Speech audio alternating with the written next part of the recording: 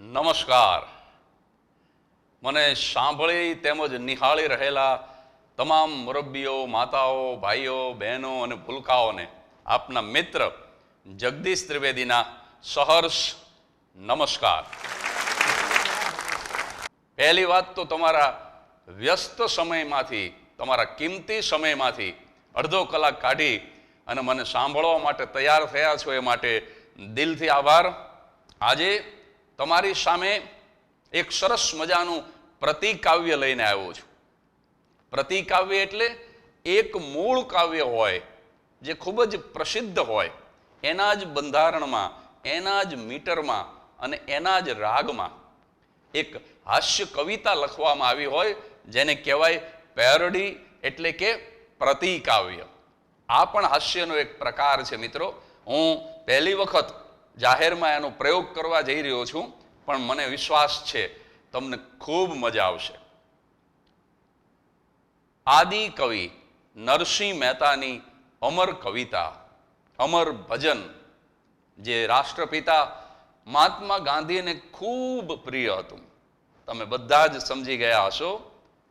વૈષ્ણવ જન તો તેને રે કહીએ.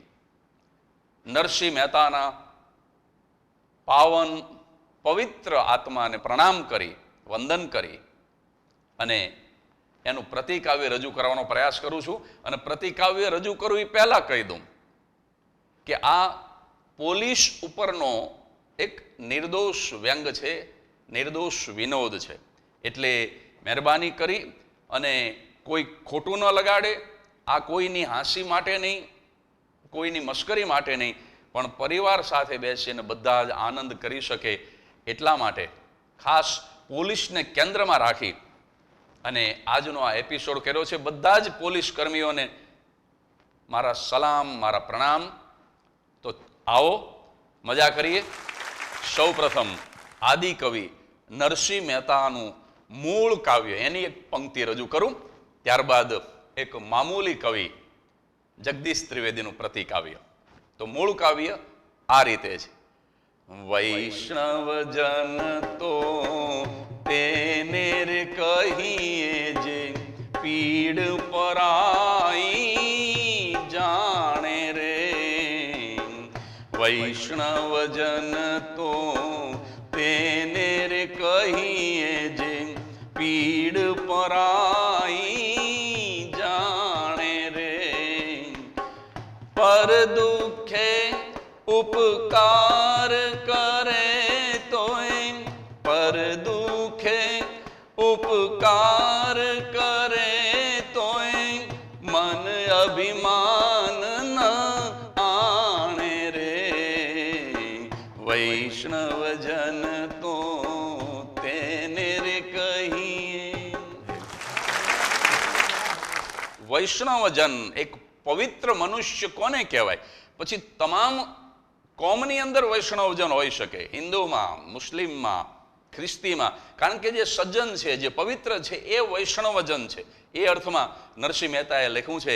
તો વૈષ્ણવજન એ છે જે પીડ પરાઈ જાણે, જે બીજાનું દુઃખ, બીજાની પીડાને જાણી શકે, સમજી શકે અને પર દુઃખે ઉપકાર કરે. બીજાના દુઃખ ઉપર મદદરૂપ થઈ અને ઉપકાર કરે અને તો પણ મન અભિમાન ન આણે. બીજાને મદદ કરે, દાન કરે, પુણ્ય કરે, છતાંય ક્યારેય મનમાં અભિમાન ન લાવે. એવી એક ખૂબ સુંદર રચના, ખૂબ ઉત્તમ ભાવોથી ભરેલી રચના. મેં કહ્યું એમ મહાત્મા ગાંધીને બહુ ગમતી. પણ આવો આપણે તો પોલીસ ખાતાને કેન્દ્રમાં રાખી અને સરસ મજાનો વિનોદ કરીએ. જગદીશ ત્રિવેદીનું પ્રતિકાવ્ય સાદર સમર્પિત.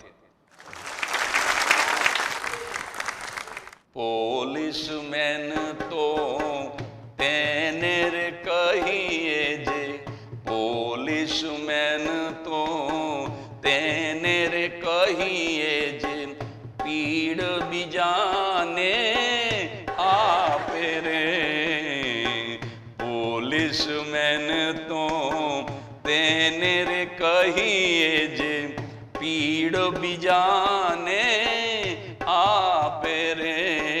અને આ પંક્તિ જો ગમે તો આશીર્વાદ આપજો કે ગાંધીના ગુજરાતમાં મદિરા, ગાંધીના ગુજરાતમાં મદિરા, પોલીસ કેરા પાપે રે, પોલીસમેન તો તેને રે કહીએ.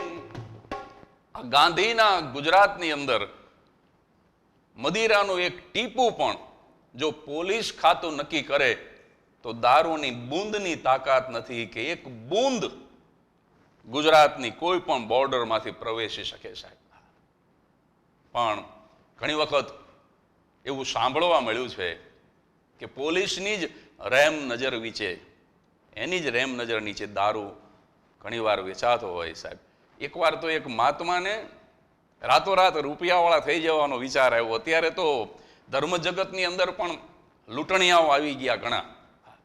બિહારમાં ખૂન કર્યું હોય, ગુનો કર્યો હોય અને ત્યાંથી ભાગીને ગુજરાત આવી જાય ને ભગવા કપડાં પહેરી લે અને આશ્રમ બનાવીને બેસી જાય સાહેબ. બુટલેગર બાપુ બની ગયા બીજા રાજ્યમાંથી આવીને. એટલે આવો જ કોઈ બીજા રાજ્યનો માણસ એને કમાવાનો વિચાર આવ્યો. અને સાહેબ ધર્મના નામે લોકોને મૂર્ખ બનાવવા માટેની કોઈ ઉત્તમ જગ્યા હોય તો એ મારું તમારું ગુજરાત રાજ્ય છે. આ એક લખી લેવા જેવી વાત છે. આ એક નિર્વિવાદ સત્ય છે મિત્રો. તો ઓલા મહાત્માએ રૂપિયા કમાવા માટે કિમિયો કર્યો. એક ઝાડની નીચે બેસી ગયા, દાઢી બાઢી વધારેલી, અને પાટિયું માર્યું, બોર્ડ, દારૂ છોડાવો. અને અમથી અમથા પદ્માસન વાળીને ડોળા ચડાવી ગયા. હજી તો 5 મિનિટ નહોતી થઈને સાહેબ ગ્રાહક આવ્યો. આવા જે ઢોંગી બાબા હોય ને એને ભક્તો ન હોય, એને ગ્રાહક હોય, એને કસ્ટમર હોય. આમ બોર્ડ વાંચ્યું, દારૂ છોડાવો. લાકડી પડે એમ મહાત્માનો પગમાં પડ્યો. અને બાપુ તો રાહ જોઈને જ બેઠા હતા. ભગત બગલો જેમ માછલીની રાહ જોઈને એક પગે તપસ્યા કરતો હોય એમ બાપુએ તપસ્યા હાજરી હતી. ઓલો જેવું લાકડીની જેમ પડ્યો પગમાં એટલે આંખું ખોલી, આયુષ્યમાન ભવ બચ્ચા, બોલ ક્યાં કામ હે. અને ત્યાં તો આપણો ગુજરાતી, અરે બાપુ આટલા વર્ષથી ક્યાં હતા, હું રાહ જોતો હતો કે કળિયુગની અંદર ભગવાન અવતાર લેશે. મને તો એમ લાગે છે કે બસ આ તમે આવ્યા એ જ ભગવાન આવી ગયા. આટલા વરા સુધી ક્યાં હતા? દારૂ છોડાવો છે બાપુ, દારૂ છોડાવો છે. પેલા મહાત્મા રાજી થઈ ગયા કે 5 મિનિટમાં કસ્ટમર આવી ગયો. ગંભીર મોઢું કરીને કે બચ્ચા ઇધર બેઠ જા, મેરી બગલ મેં બેઠ જા. બોલો કે બગલમાં તો નહીં હમાવ, કારણ કે એને બગલ એટલે બાજુમાં બેસવું એ તો ગુજરાતીને પાછી ખબર જ ન હોય. મહાત્મા કે बगल में मतलब मेरे नजदीक बैठ जा, मैं सत्संग सुनाऊंगा, दारू अपने आप છોટ જાયેગા. અને ત્યારે ઓલાએ કીધો કે બાપુ એમ નહીં, પોલીસે મારો 35 પેટી પકડ્યો, ઈ છોડાવો છે.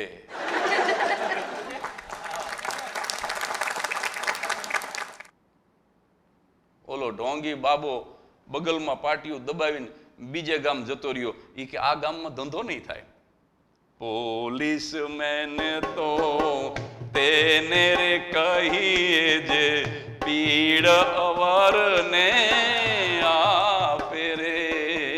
અવરને એટલે બીજાને, અવર એટલે ઓ યુ આર અવર નહીં. અત્યારે તો અવર કે એટલે આપણું સમજ્યા છોકરાઓ બધા ઇંગ્લિશ મીડિયમ વાળા. અવરને એટલે બીજાને. પોલીસ મેન તો તેને રે કહીએ જે પીડ બીજાને આપે રે. ગાંધીના ગુજરાતમાં મદિરા, ગાંધીના ગુજરાતમાં મદિરા, પોલીસ કેરા પાપે રે. પોલીસ મેન તો તેને રે કહીએ. એક બંગલાની અંદર કામવાળી આવી નહોતી અને પત્ની જે હતી, જે માલકીન હતી બંગલાની, આમ હુંડલો ભરીને ઘરેણા પહેર્યા હોય એવી સુખી, એ બિચારી આમ જાતે પોતા કરતી હતી. ઓલો હાડલાનો શેડો આમ કેડમાં ખુશી દે ને બેનો, અને પરસેવે રેબઝેબ થયેલી, કારણ કે કોઈ દી શ્રમ તો કર્યો ન હોય. શરીર આમ ડાબે ને જમણે વધી ગયેલું, અને મહેનત કરીને પોતા કરે ને એમાં એનો ઘરવાળો બૂટ પહેરીને બહારથી આવ્યો અને ખાબ ખાબ ખાબ અંદર પગલા મૂક્યા અને માટીના જે ધાબા પડ્યા છે. સાહેબ, પરણેલા પુરુષોને તમારા ભાઈ તરીકે વિનંતી કરું છું કે તમારી પત્ની જો જાતે પોતા કરતી હોય વરદ હસ્તે, તો ક્યારેય પગલા ન પાડતા હો. આ પગલીનો પાડનાર દેજે રના દેજે માગતી હતી, એ પગલી એને ગમે હો, પણ પગલા નો ગમે. સાહેબ, ટીપે ઉપર રિવોલ્વર પડી થયો અને લોડેડ પાછી 6 ગોળી, અને શું આને પુરાતન ચડ્યું, સીધી રિવોલ્વર ઉપાડી, ધાડ ધાડ ધાડ.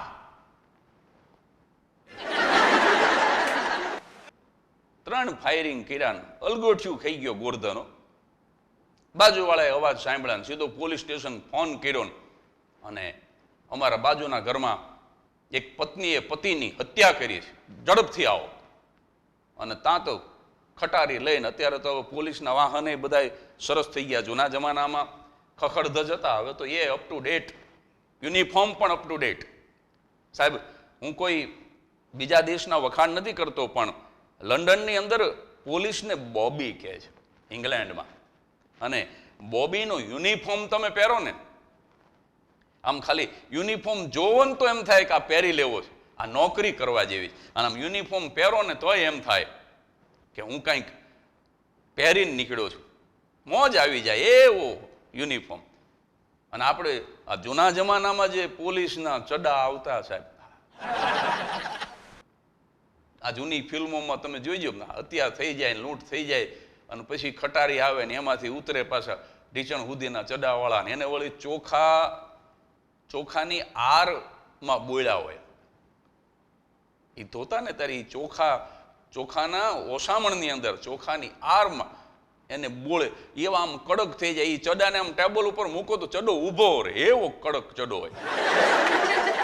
ગુનેગારની પાછળ પોલીસનું ધાડું નદી હોરું નીકળી જાય તો એકનો ચડો ન પલળે, એવો પ્લાસ્ટિક જેવો ચડો. અને ભાઈ ધબધબાટી બોલાવતા હોય.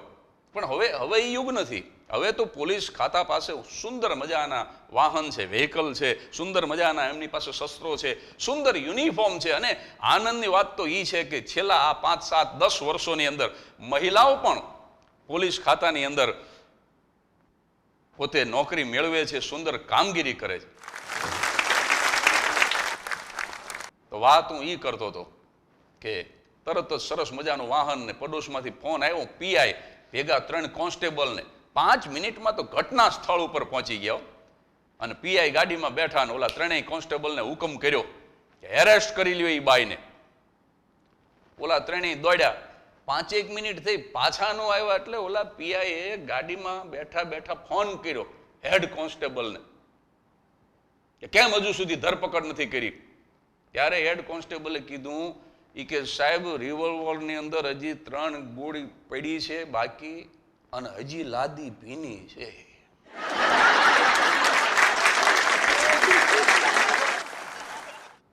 આમાં જો ઉતાવળ કરવા જઈએ ને તો અમે 3 શહીદ થઈ જઈએ એવું છે. એટલે ખોટી ઉતાવળ કરોમાં હુકાઈ જાય, પછી નિરાંતે ધરપકડ કરશું. એટલે મારા પ્રતિકાવ્યની બીજી પંક્તિની અંદર મેં લખ્યું છે કે સકલ લોકમાં સહુને દંડે,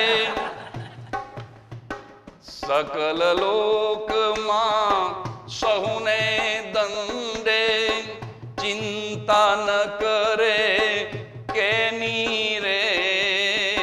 સકલ લોકમાં સહુને દંડે, ચિંતા ન કરે કેની રે. માર પીટ મન નિર્દય રાખે, માર પીટ મન નિર્દય રાખે. ધન ધન વરદી તેની રે. પોલીસ મેન તો તેને રે કહીએ, પોલીસ મેન તો તેને રે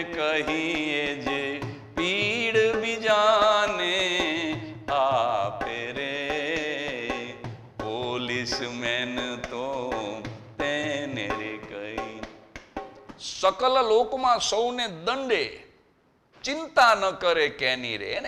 એને કોઈ મારપીટની બીક જ નહીં. મારપીટ મન નિર્દય રાખે, ધન ધન વર્દી તેની રે. સાહેબ, વર્દીનું મહત્વ હોય છે, કપડાનું મહત્વ હોય. એ વર્દી ઉતરી જાય પછી એનું કોઈ મહત્વ નથી, પછી એને કોઈ સલામ નહીં ભરે. જ્યાં સુધી વર્દી છે એ વર્દીને સલામ છે. અમારે અંબાલાલ તો એકવાર આવીને મને કે પોલીસને બોલો કે પોલીસને એપ્રિલ ફૂલ બનાવ્યા. મેં કીધું એ કેવી રીતે? મને કે મને ભોગીલાલ સમજીને માર્યો, ભાઈડો અંબાલાલ છે. એટલે આને એપ્રિલ ફૂલ નો બનાવ્યા કહેવાય. આ હાડકા તારા ભાંગી ગયા. અમે ગોવા ફરવા ગયા હતા ને એમાં 5-7 જણા હાથમાં હોકીને મોટરસાયકલની ચેન ને પાઇપ ને અમારી મોટર ઊભી રખાવી. એ કે આમાં બટોક કોણ? બટોક? હા તો અંબાલાલે બારણું ખોલી નાખ્યું, બહાર નીકળીને કે હું બટોક. સાહેબ, મારીને પાડી દીધું. અમે તો બહાર નીકળવાની હિંમત ન કરી કે બારણું ખુલ્લું હતું એ મેં તો બંધ કરી દીધું, આખું બંધ કરી ગયું. હું તો જોઈ ન શકું એવો માર્યો. ઓલા બધા જતા રહ્યા. પછી હું હિંમત કરીને બહાર નીકળ્યો. મેં કીધું તું ક્યાં બટુક શું, તું અંબાલાલ શું? એ કે આપણે જાણવું તો જોઈ ને એના બટુકનું શું કામ હતું.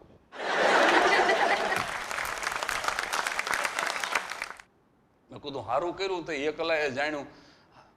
જાણવામાં અમને ભેગા લીધા હોત તો અમારું તો પૂરું થઈ જવાનું હતું. અંબાલાલ અદભુત સાહેબ. એકવાર મને કે પાણીને એપ્રિલ ફૂલ બનાવ્યું. મેં કીધું પાણીને? 1 એપ્રિલે માણસો એપ્રિલ ફૂલ બનાવે, બરાબર છે, પણ પાણીને કેવી રીતે એપ્રિલ ફૂલ બનાવ્યું? મને કે ગરમ પાણી ડોલમાં લીધું અને પછી ભાઈડો ટાઢા પાણીએ નાયો.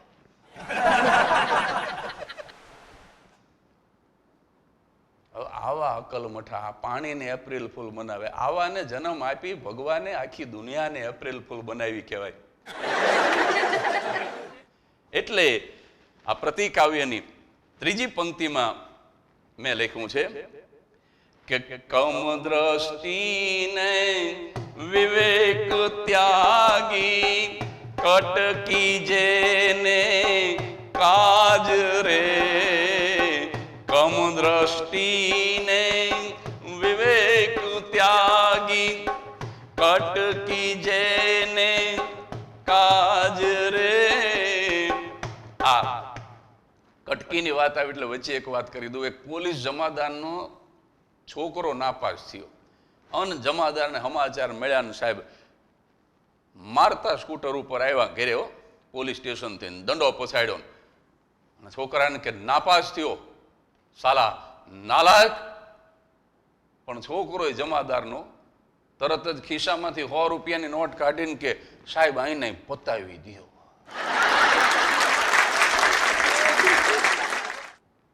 જમાદાર એવા મોળા પડી ગયા, દંડો પછાડવાનું ભૂલી ગયા ને પોલીસ સ્ટેશન જતા રહ્યા. એક કવિ રોતો રોતો પોલીસ સ્ટેશન આવ્યો ને સાહેબ કે શું તકલીફ છે? તો કે જમાદાર મારી ઘરવાળી મને મારે છે. કે શું વાત કરો? કે હા, 12 વર્ષથી એક ધારી મારે છે. મન મારે ઘરવાળી, મન મારે ઘરવાળી.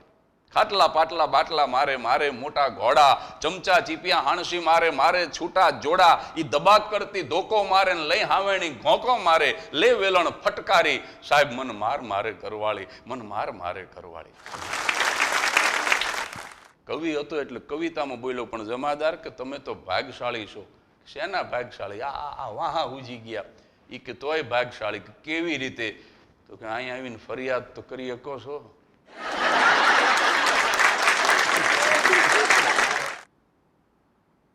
અમારે જઈને કોને કેવું? ખાખી વર્દીને પૂળો મૂછનો ધણી એ પત્નીના મારની ફરિયાદ કોને કરે? પણ આ 3જી પંક્તિમાં મેં લખ્યું છે કે કમ દ્રષ્ટિને વિવેક ત્યાગી, કટકી જેને કાજ રે. કમ દ્રષ્ટિને વિવેક ત્યાગી, કટકી જેને કાજ રે. જીહવા થકી એ સત્ય ન બોલે, જીહવા થકી એ સત્ય ન બોલે. પરધન જટ જાલે હાથ રે. તેને રે કહીએ, પોલીસમેન તો તેને રે કહીએ જે પીડ બીજાને આપે રે, પોલીસમેન તો તેને રે. પોલીસમાં પણ સેન્સ ઓફ હ્યુમર ગજબની હોય સાહેબ. હું સરખેજ ગાંધીનગર હાઈવે ઉપર જ્યાં પકવાન 4 રસ્તાનું સિગ્નલ છે, અત્યારે તો ત્યાં ફ્લાયઓવર થઈ ગયું, પણ જ્યારે રોડ હતો 4 રસ્તાનું સિગ્નલ હતું, હું આમ બાઇક ઉપર ઊભો હતો, રેડ સિગ્નલ હતું એટલે બધા ઊભા હોય, ગ્રીન લાઇટ થઈ ગઈ, પણ અમે કલાકારો ને એમાં પાછો હું લેખક, એક તો ગાંડીને પાછું ભૂત વળી ગયું. કલાકાર તો હોય, પાછો લેખક થાય એટલે તો ડબલ ટેન્શન લઈને ફરતો હોય. આજ શું લખશું ને કયા વિષય ઉપર લખશું છાપામાં. તો હું વિચારમાં ઊભો હતો ને સાહેબ ગ્રીન સિગ્નલ થઈ ગયું, બધા જતા રહ્યા અને હું એકલો બાઇક ઉપર ઉભેલો, એકલ વીર અવિનાશી તો કોરો ધાકોળ કાગડા. પણ સાહેબ અમદાવાદની પોલીસની સેન્સ ઓફ હ્યુમર તો તમે જુઓ, તમને સેલ્યુટ કરવાનું મન થઈ જાય. એક ટ્રાફિક પોલીસ આવ્યો, મારા ખભા ઉપર હાથ મૂકીને જે એક વાક્ય બોલ્યો છે, તમને મોજ આવી જાય છે. મારા ખભા ઉપર હાથ મૂકીને મને કે નીકળવું હોય તો નીકળી જા, હવે આનાથી વધારે લીલી નહીં થાય. અને પછી જે એક વાક્ય બોલ્યો ને, એ તો બહુ ગર્ભિત બોલ્યો. એ કે વધારે બેઠો તો લાલ થશે.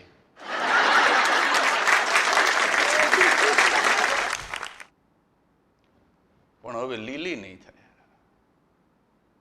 જો આ પોલીસમાં પણ કેવી સરસ સેન્સ ઓફ હ્યુમર છે, કેવી સરસ વિનોદ વૃત્તિ છે. એવું ન માનતા કે પોલીસને ખબર નથી પડતી. નહીતર એક જોક અમે વર્ષો પહેલા કરતા, એક ડીએસપી સાહેબને મેં પૂછ્યું કે કોઈ માણસો ગુનો કરે તો એને સજા કરવા માટે તમે છો, પોલીસ ડિપાર્ટમેન્ટ છે, પણ પોલીસ કંઈક ગુનો કરે તો તમે પોલીસને શું સજા કરો?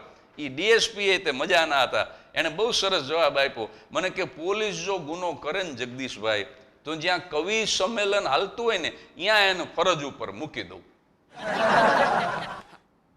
3 કલાક સુધી જે લાંબા જભાવાળા ઝીણી આંખો વાળા કવિઓ જે ઝપટ બોલાવે, અને મને કે આ હેડ કોન્સ્ટેબલ અમારા અનુભા છે, એને કાંઈ કવરેજ ન પકડાય, અને 3 કલાક સુધી કવિતાનો મારો સાંભળીને જે દુઃખી થાય ને, મને કે પોલીસ માટે આનાથી મોટી કોઈ સજા જ નથી.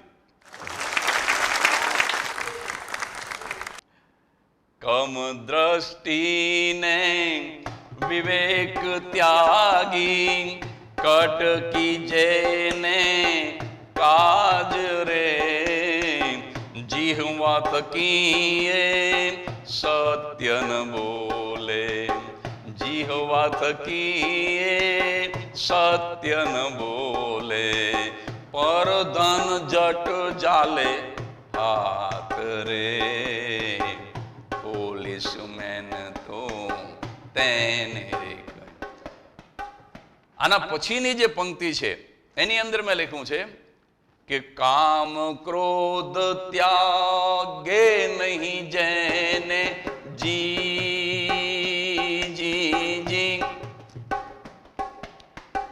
કામ ક્રોધ ત્યાગે નહીં જેને, દ્રઢ લાલચ જેના મન મારે, કામ ક્રોધ ત્યાગે નહીં જેને, દ્રઢ લાલચ જેના મન મારે, રામ નામ શું ખપનું એને, રામ નામ શું ખપનું એને, સકલ તૃષા એના તન મારે, પોલીસમેન તો તેને રે કહીએ, પોલીસમેન તો તેને રે કહીએ, જી.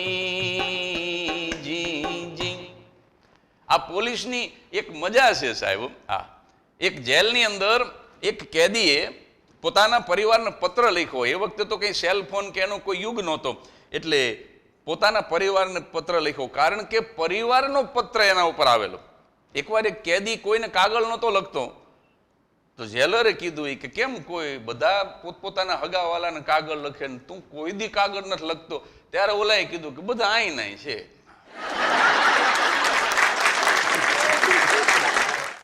કાકા ભેગા થાય, મામા ભેગા થાય, ફુવા ભેગા હોય, ભત્રીજો હોય, આખું કુટુંબ અહીંયા છે, પછી શું કાગળ લખવા?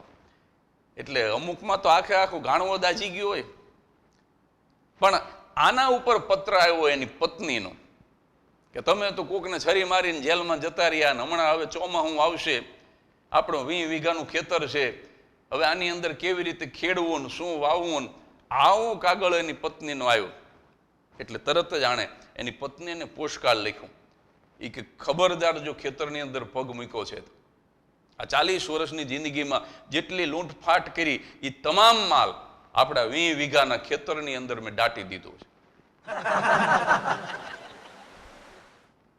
હવે જેલની અંદર જે પત્રો આવે, જેલમાંથી જે જાય એનું ચેકિંગ થતું હોય. એ જેલરે આ કાગળ વાંચ્યો ને પોલીસ ખાતાને જાણ કરી, ભાઈ 20 ખટારી લઈને ખાતું પહોંચી ગયું. ભાઈ એ જમાના મેં કીધું એમ ઢીચણ હુધીના ચડાન 20 ખટારી પોલીસ પહોંચી ગયા. સાહેબ ગોઠણ સુધી આખું ખેતર ખોદી નાખ્યું છુપાવેલો માલ ગોતવા માટે. આખું ખેતર ખોદી નાખ્યું સાહેબ 1.5 દીમાં. ક્યાંય કંઈ મળ્યું નહીં. નિરાશ થઈને પોલીસ જતા રહ્યા. એમાં આની ઘરવાળીનો કાગળ આવ્યો કે તમે તો ના પાડી હતી પણ પોલીસ ખાતું પહોંચી ગયું, ગોઠણ સુધી આખું ખેતર ખોદી નાખ્યું, હવે મારે શું કરવું? આને જવાબ લખ્યો કે હવે કાંઈ ન કરાય, હવે વરસાદ પડે એટલે બાજરો વાવી દેજે.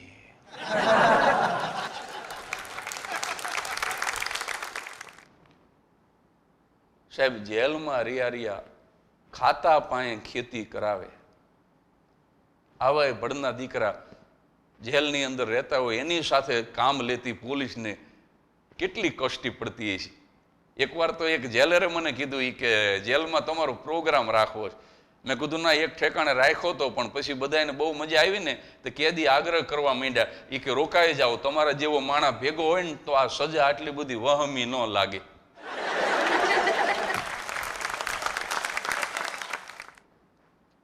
પછી મેં એને કીધું, મેં કીધું સારા કામ કરશું ને ત્યારે આવશું, આજે વાસણ અને કપડાનો વારો મારો છે, કીધું આજ મને ઘરે જવા દે.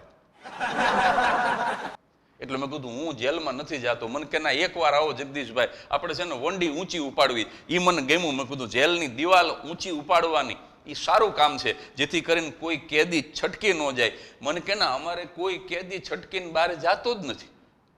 મેં કીધું તો શું કામ ઊંચી ઉપાડવી? મને કે ખાવાનો સમય થાય ને ત્યારે બહાર વાળા કૂદીને અંદર આવતા રહે. એ કે જેલ ચોકમાં ભેલની રેકડી છે, બોલો એ બેઠો હોય કે કેદી ભેગો, પૂછી કેમ આવ્યો? તો કે ભૂખ લાગી હતી તો વંડી નાની છે ઠેકીને આવતો રહ્યો. એટલે મને કે અંદરના કોઈ બહાર જતા નથી, બહારના ન આવી જાય એના માટે થઈને વંડી ઊંચી ઉપાડવી છે. કામ ક્રોધ ત્યાગે નહીં જેને, દ્રઢ લાલચ એના મન મારે. કામ ક્રોધ ત્યાગે નહીં જેને, દ્રઢ લાલચ એના મન મારે. રામ નામ શું ખપનું એને, રામ નામ શું ખપનું એને, સકલ તૃષા જેના તન મારે. પોલીસ મેન તો તેને રે કહી. 5મી અને છેલ્લી પંક્તિમાં કવિનું નામ આવે, પણ એ નરસૈયો.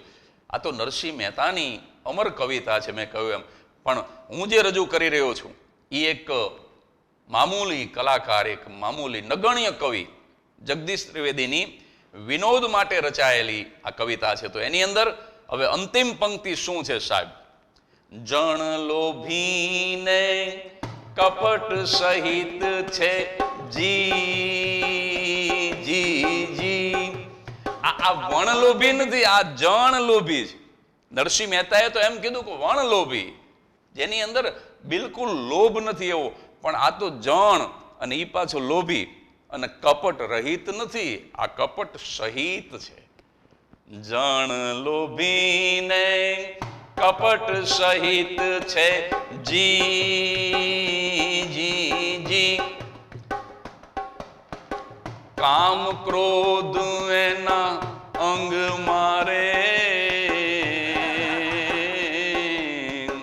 જણ લોભીને કપટ સહિત છે, કામ ક્રોધ એના અંગ મારે. ભણે જગદીશ જેનું દર્શન કરતા, ભણે જગદીશ જેનું દર્શન કરતા, ભંગ પડે મારા રંગ મારે. પોલીસ મેન તો તેને રે કહીએ, પોલીસ મેન તો તેને રે કહીએ, જે પીડ બીજાને આપે રે. પોલીસ મેન તો તેને રે કહીએ. મિત્રો, આ હતું આદિ કવિ ભક્ત કવિ નરસિંહ મહેતાની જે અમર કવિતા છે એનું પ્રતિકાવ્ય.